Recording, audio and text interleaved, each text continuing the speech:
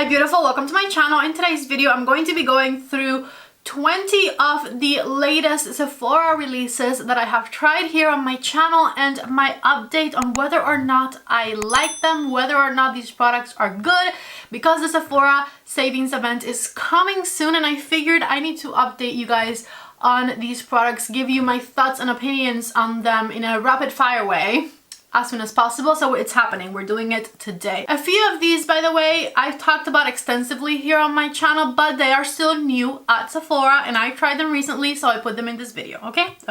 Let's start with Dior Beauty because I tried two new things from Dior Beauty that are new at Sephora recently and I want to update you on them. One of them is the Dior Forever Skin Perfect Stick Foundation. I have mine in the shade 2N and this is actually the foundation that I am wearing in today's video. This foundation is amazing. It wears all day, it has customizable coverage, it blends beautifully. On very dry days or on days where my skin, especially around my mouth area, in fact it only happens around my mouth area, is very dry, I can see like right here sometimes a little bit of like the foundation showing through a bit, but that's because right here my skin is a desert. The rest of my skin on the rest of my face, this foundation looks absolutely flawless, and I love stick foundations like this one because they are very easy to apply and easy to travel with, and they fit anywhere and you can take them with you on the go, and they're just such easy products to use and have that I absolutely do love this foundation and I recommend it. Especially if you have normal or combination skin, I feel like this foundation is going to be best for people with normal or combination skin. In fact, maybe even oily skin people, because I have not noticed that this one makes me oily throughout the day, like on my forehead or anything like that. It's honestly a beautiful foundation stick. It looks very natural on the skin, as you can see right here, and I do love it and recommend it, so definitely go for it if you've been wanting it, because you can get it with a bit of a discount during the Sephora sale. The next Dior product is this right here, which is the Dior contour stick, and I originally, when I first reviewed this one, if any of you watched that video, I had gotten shade 03 and I complained that it looked maybe a bit muddy. Well, I ended up exchanging it. I went ahead and changed my shade 03 that I had in that video for shade 01, and this is what that looks like swatched on the back of my hand. This is the bronzer that I am wearing today as well, all throughout my face. As you can see, there is no muddiness to be seen anywhere, no muddiness in sight, because shade 01 was the correct shade for me. 02 I believe was too warm, that's why I went all the way down to the first shade, and I absolutely love this product as well. It blends beautifully, it looks very natural on the skin. I can get a bit of a bronzy, shapy effect going on my face very easily with this one, and so it's also a product that I have really thoroughly been enjoying lately. This next one I tried very recently. In fact, I only filmed with it the day I'm filming this video as well, but I did use it on my niece the other day too, and I love it. I'm not the biggest eyeliner wearer. You guys know I usually just put eyeliner on my waterline and call it a day, but when an eyeliner is good, when a liquid eyeliner is good and I can make a killer wing with it, I have to recommend it, because I'm not that great at liquid eyeliner and I made it look this good. So it is a fantastic eyeliner and you guys need it, especially if you love winged eyeliner. I'm talking about the Anastasia liquid eyeliners. I believe the black one was already existing, but she released different fun shades of eyeliner and I absolutely love them. The shade I am wearing today with this fun brown eye look is the shade Burgundy and I absolutely love it. The shade Aubergine also looks incredible. I'm going to show you those two because I believe those two are my favorite. And also the brown shade is pretty. Here's my two favorite shades. This is Aubergine and this is Burgundy, and they look fabulous. Again, Burgundy is the shade I'm wearing right now, and it is so beautiful. If you're looking for a new eyeliner, 100% give these a try and just come back and thank me later because they're fabulous. Something else that is new from Anastasia is a bit of a shade extension for her Velvet Liquid Lipsticks. These have a good formula in the sense that they're like the velvety type of liquid lipstick where it doesn't really feel drying on the lips, and it does give you a very full matte finish. However, I was very excited for this shade extension, in particular the colors Cool Brown and the color Hush Rose. When I tried them though, I wasn't in love with them. So I'm a little indifferent when it comes to these. If you've been thinking about them, like maybe, like if there's a specific shade you want, maybe, but for the most part, meh, I don't think that they're that big of a deal. In fact, when it comes to matte liquid lipstick, my recommendation is the new liquid lipsticks from Laura Mercier, the Caviar matte liquid lipsticks. The packaging is extremely luxurious. They are refillable and they have so many different super fun colors. They are pigmented. They have this incredible matte finish and they feel like actual velvet on the lips. They're not drying at all whatsoever. They are incredibly fabulous. The one I just swatched is called Pink Chiffon and it's one of my favorite shades. If you like a truly nude color, this one here is called Nude Sateen and it is fabulous. Of course, I'm going to show you all of my favorite nude colors.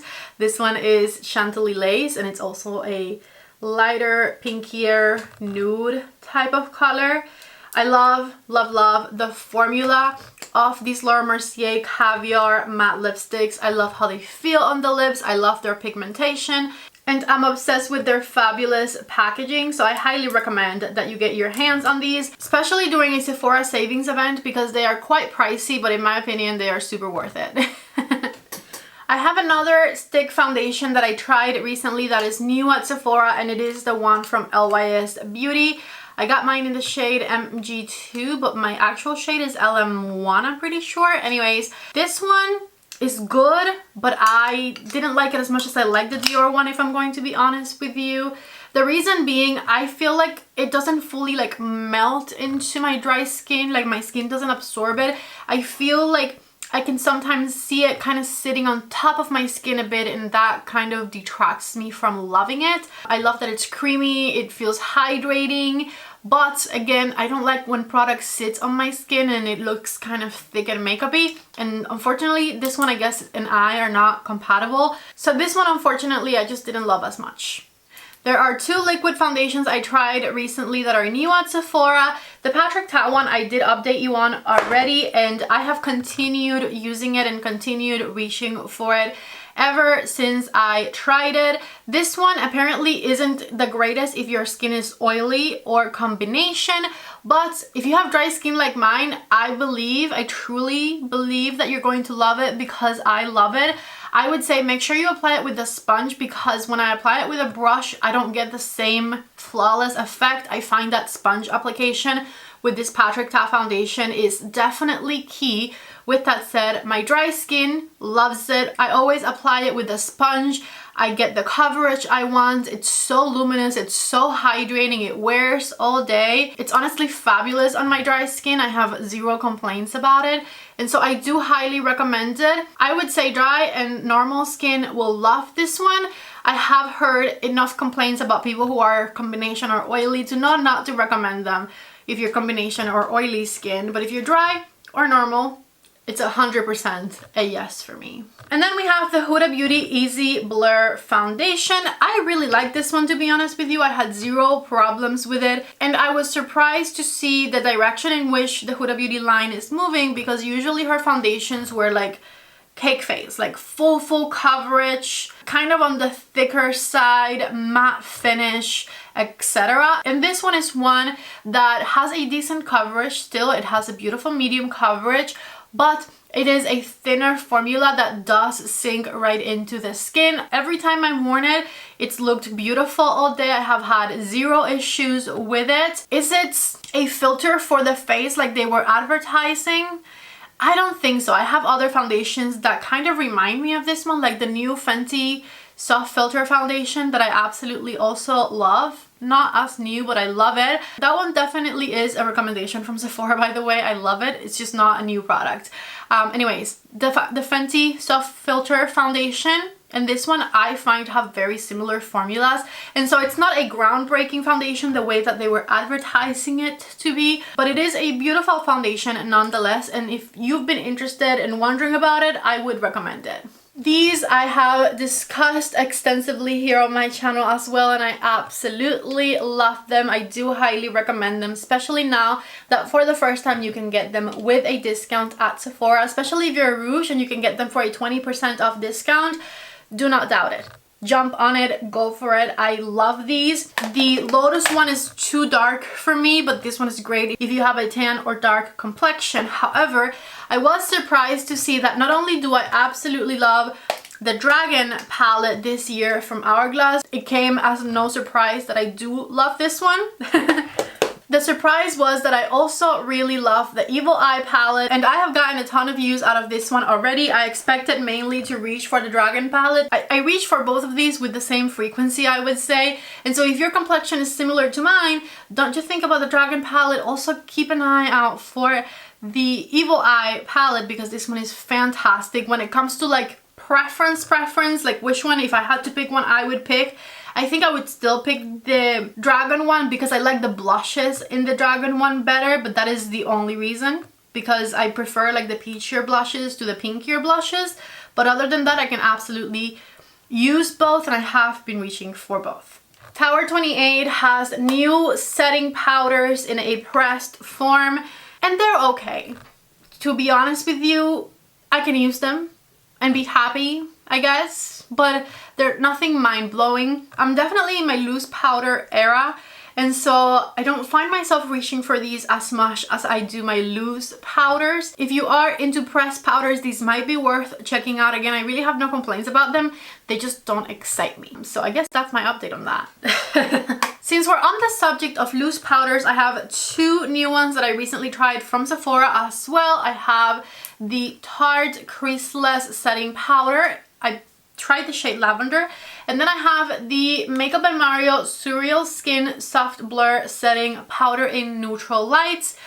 Honestly, both of these have a fantastic, incredible formula. Because I prefer pink undertones for my setting powders, the shade Too Neutral Light isn't one that I'm reaching for that much right now in my collection. However, I do love the formula of this one. I was told in the comments of a couple of my videos where I was talking about this one that I should have gone for the lightest shade, because the lightest shade has a slight pink undertone. So keep that in mind if you're into pink undertone translucent setting powders. The lightest shade in the Mario one may be the one for you. This one kind of just blends in perfectly with the color of my skin, and it doesn't necessarily highlight my under eye area, and so I'm not reaching for it as much, but it does have a super soft velvety formula that I do love, and so I do recommend it. I'm just not loving the actual shade that I got. And then when it comes to the Tarte one, I got it in the shade Lavender, which I wanted to try a lavender under eye setting powder so badly, and I had such high expectations for it, but I ended up finding out that I definitely still prefer a pink under eye when it comes to my setting powder. So would I recommend this one? Absolutely, 100%, but go for the one with the pink undertone, because the one with the pink undertone I think I would like better. By the way, when it comes to both of these, I actually like the Tarte formula and the Tarte packaging for powder better. The Tarte one, it's not this one, this is the Tower 28 puff, but it does come with a triangular puff at the top, and then once you open it, it has a super soft mesh sifter in there, and you can get a ton of product out without making a mess. See, I like the brightness that lavender brings to my under eyes, but I don't ever find that pink makes me look ashy, so that's why I prefer the pink undertone in powders better.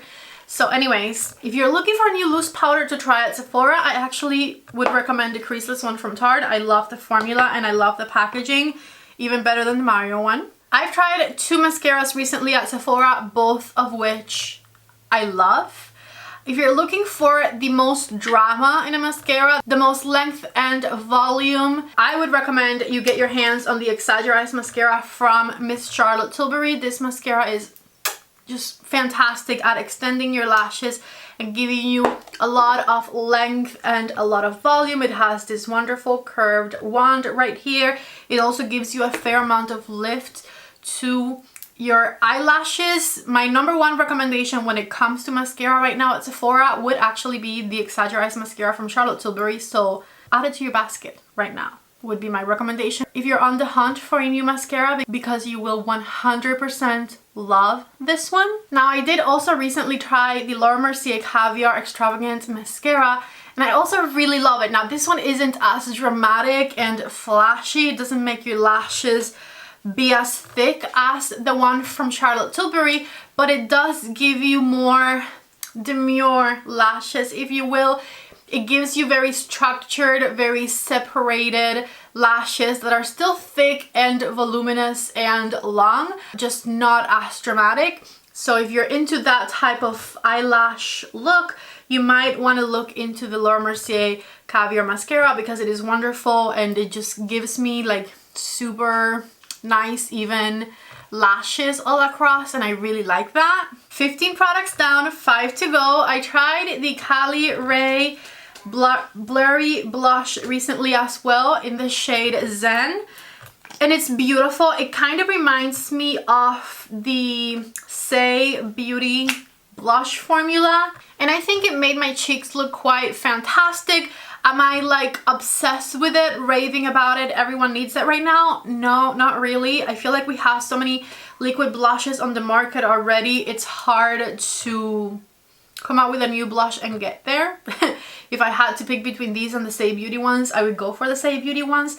It is beautiful, it is wonderful, but I think the competition is too tight right now, and so again, I don't know, do I recommend it? Yes, if you like this color, go for it, but it's just not my favorite liquid blush formula right now, because there are so many out there that it's hard for this one to stand out, is what I'm trying to say. But it's pretty, but there's plenty of other formulas that are just as good. 2 different lip liner formulas that I love and do recommend. If you're into super soft, super creamy, extremely pigmented lip liners, you need to go for the Fenty ones, because these are, you barely need to touch them. And they are full pigment, super creamy, easy to blend. They melt into your lips. If you love to like fill in your lip liner, these are great for that. Fantastic formula.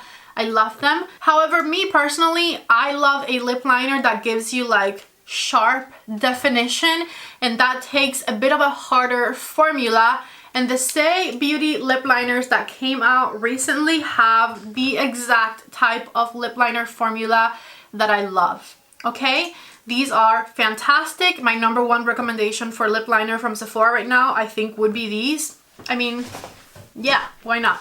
Check out what they look like. It's a wooden pencil. They have 5 different beautiful nude shades. This one here is the shade French. And see, these aren't like as creamy immediately as the Fenty one, but they just have that sharper, harder tip to them that makes defining your lips so much easier. I actually love all of the shades, so I'm going to swatch them all for you. But Twist is definitely a favorite of mine and one of the darkest ones. Here are the 5 shades swatched. So I think except for French, the rest of them I love. And French isn't bad, it's just a little bit too pink for me. The rest of them are a bit more nudie, a bit more berry, and I absolutely love them. Again, my favorite thing though about these Saie Beauty lip liners is the formula and that harder tip that makes you get amazing definition around your lips. The Saie Beauty lip liners came with a shade extension for Saie Beauty's lip oils, and these is also